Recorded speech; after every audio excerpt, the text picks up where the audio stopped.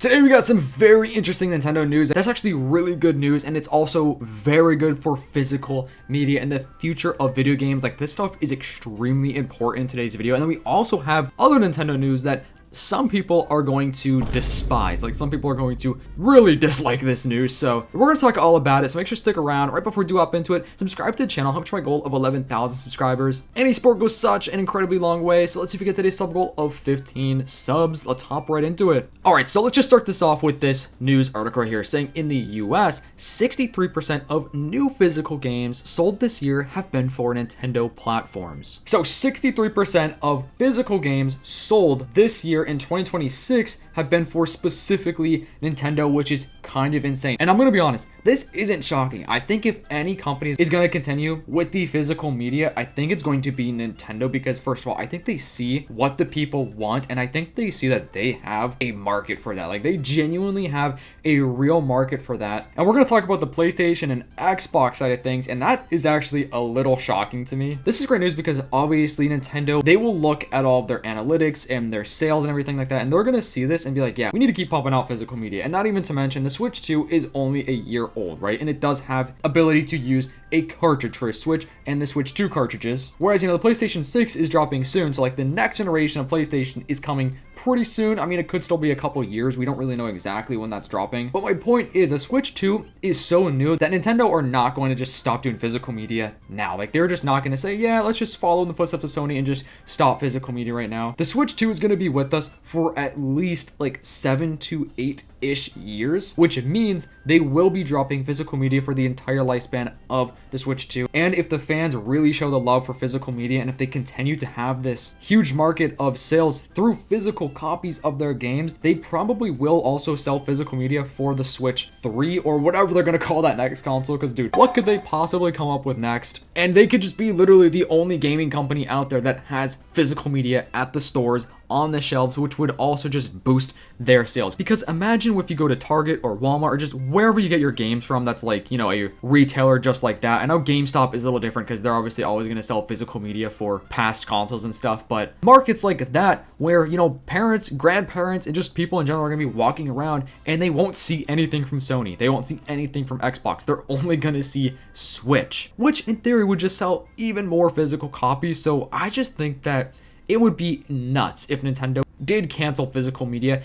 I feel like it might even be safe to say that Nintendo fans love to collect physical stuff as far as the collectibles. Like, anything Nintendo just has that collectability factor, you know what I'm saying? Like, there's just something about a Nintendo game that is so satisfying. And these IPs that Nintendo owns, like, they just hit differently. So owning them physically is just such a satisfying feeling. And now here's some other interesting news. So it says that Sony is in the second place with 32% of physical video game sales sold in the USA, and Xbox in third, but they tend to play games on the Game Pass service, which makes sense. Game Pass is huge, and it definitely probably does chip into why they're third. But at the same time, if Sony is in second place with 32% of physical game sales in the USA, then why are they dropping physical media? Listen, I know what the Sony executives have had to say about this. I know that they have mentioned, like, it's just not worth it for them, which I think is a bunch of, which I don't know if I believe them. They could, maybe just be saying that to make people believe that is the better option, because I personally still buy physical games from Sony. Well, I usually buy them pre-owned, but still, I'm buying physical games. But it's crazy because 63%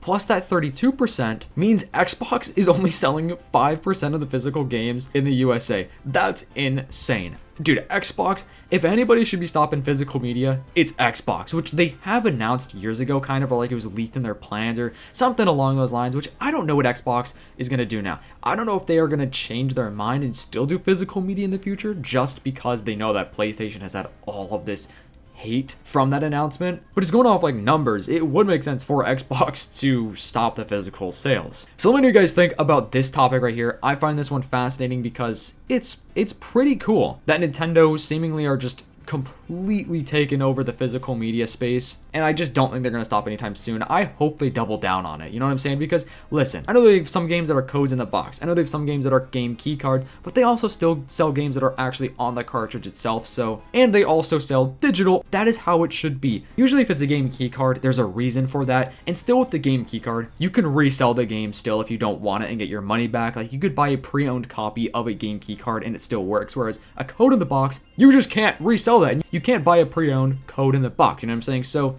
I think Nintendo, you know, they're giving us options, which is good. Now let's move on to the other Nintendo news, which it makes sense why they're doing this, but also I know people are going to be really upset about this because people love to emulate, and that is exactly what we're going to discuss right now. Nintendo continues to fight against piracy, wiping out 400 plus Switch emulator repos in a single day. 400 is crazy in one day, which makes me think like, man, did they have just like a list and they're just waiting to just knock them all out in one go? Nintendo has successfully wiped out over 400 Switch emulation repos as it continues its long-standing fight against piracy. They got rid of emulators such as these right here. Torrent Freaks reports that Nintendo filed 7 separate DMCA anti-circumvention notices at GitHub targeting a variety of Switch emulator repositories on their forks. Nintendo says that the reason for doing this is that emulators exist to bypass the encryption that protects its games. Okay, so obviously it makes sense why Nintendo would be doing this. It's to protect their games, obviously, and so they can make money so more people could buy their games. It makes sense. And now I'm not trying to get into like the whole debate whether or not like it's right or if it's wrong.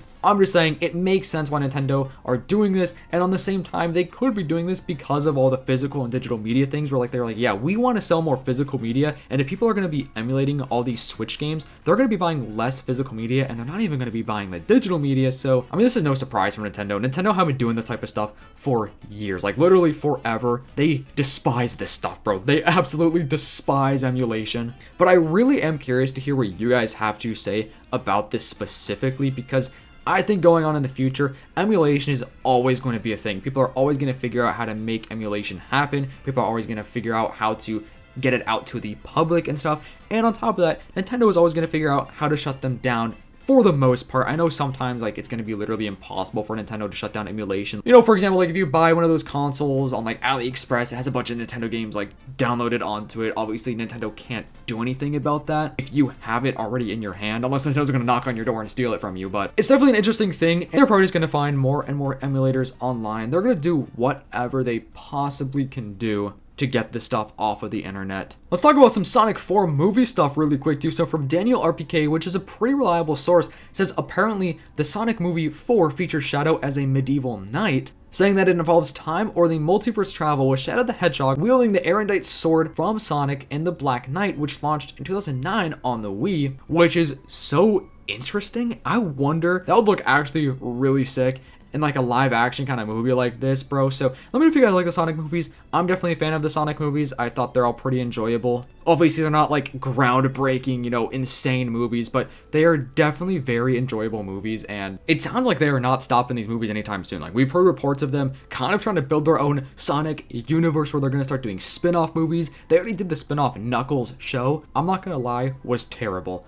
I did not enjoy the Knuckles TV show at all. But hey, I still have faith for the franchise and all of the other spin-offs that they could potentially do in the future. I think the reason why the show wasn't so great was mainly because of the budget. So obviously a movie being Sonic the Hedgehog 4 is going to have a way bigger budget. So let me know what you guys think about this. Anyway, I hope you guys have a fantastic day today. Make sure to leave a like, subscribe to the channel if you have not already. Tell me our goal of 11,000 subscribers. Make sure to stay tuned for the next video. We're going to be dropping a bunch more gaming and just Nintendo news in general. So hope you guys have a fantastic and a blessed day. I'll see you in the next one. Peace.